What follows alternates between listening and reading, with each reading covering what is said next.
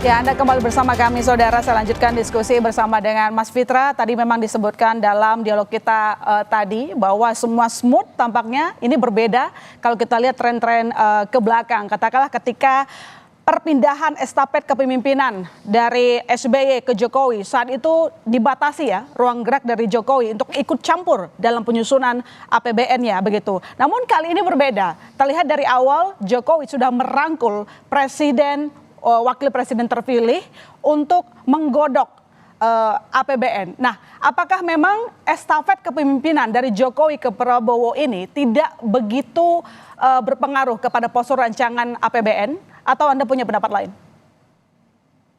Ya, saya rasa apa yang terjadi saat ini adalah unprecedented, artinya belum pernah terjadi ya sepanjang Ya. sejarah pemerintahan atau pergantian presiden, dan betapa akomodatifnya Presiden Jokowi kita bisa lihat dengan menyediakan ya posisi wamen kedua yang diisi oleh Pak Tom Djiwandono. Sebenarnya Pak Tom Djiwandono ini sebenarnya adalah konteksnya adalah profesional yang partai ya. Jadi sebenarnya juga unprecedented, kita juga belum pernah ada figur-figur yang termasuk parpol itu yang masuk ke Kementerian Keuangan. Tetapi di sisi yang lain ini bisa diterima. Kenapa?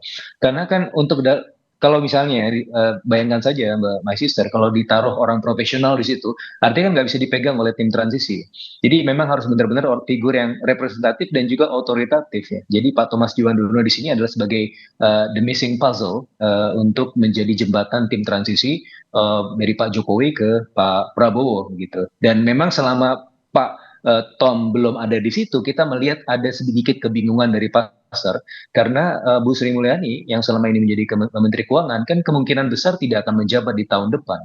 Sehingga apapun yang terjadi di pernyataan-pernyataan dari Pak Prabowo atau dari timnya itu tidak mampu dikonfirmasi secara otoritatif oleh Kementerian Keuangan. Dan sekarang ini ketika ada figur otoritatif tersebut, market kan sepertinya lebih jinak ya, karena ya ketika ada permasalahan ya ada figur yang bisa menjelaskan dan secara otoritatif, bukan hanya sebagai jubir Artinya tim bisa transisi. membuat market Indonesia maupun investor bisa lebih yakin akan program keberlanjutan karena sudah ada orang yang disiapkan untuk mengetahui kondisi keuangan negara, begitu?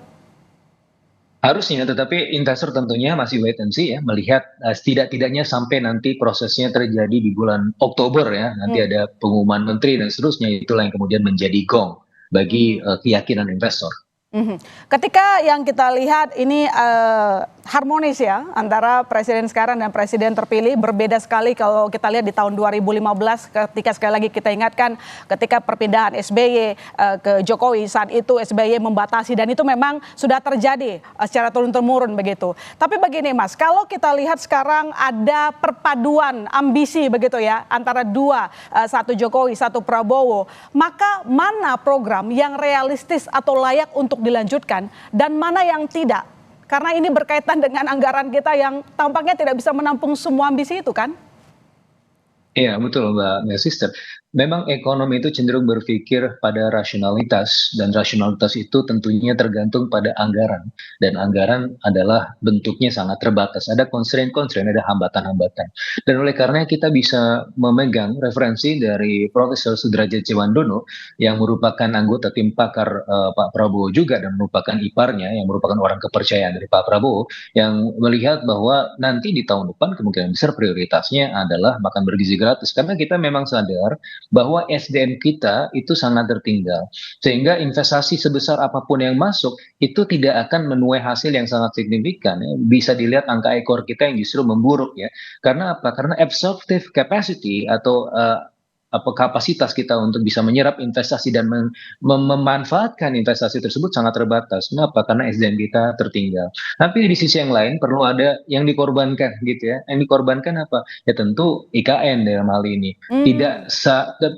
Dalam hal ini mungkin kalau kita bicara pengorbanan bukan artinya ditinggalkan sama sekali. Kalau kita lihat bagaimana Pak Prabowo sebenarnya sudah menyatakan komitmennya bukan hanya melanjutkan tapi menuntaskan IKN. Tapi saya rasa dalam konteks yang rasional ya prioritas di awal-awal tentunya ya makan bergizi gratis tersebut. Meskipun IKN dalam hal ini tentu masih ada porsi anggarannya, tapi mungkin tidak akan segera langsung dalam waktu setahun kita pindah ke IKN, belum tentu, karena kan ada tahapan-tahapannya ya, sebagaimana Bappenas juga dulu merancang juga bagaimana IKN itu ditempati. Nah, yang jelas ya mungkin bukan sekarang, nanti mungkin tahun 2030 atau mungkin bahkan 2045. Artinya memang dari sejumlah program yang paling bisa ditunda lebih dulu begitu ya adalah IKN. Kita lanjutkan nanti Mas Fitra. Jangan kemana-mana saudara, laporan khusus masih akan segera kembali untuk Anda.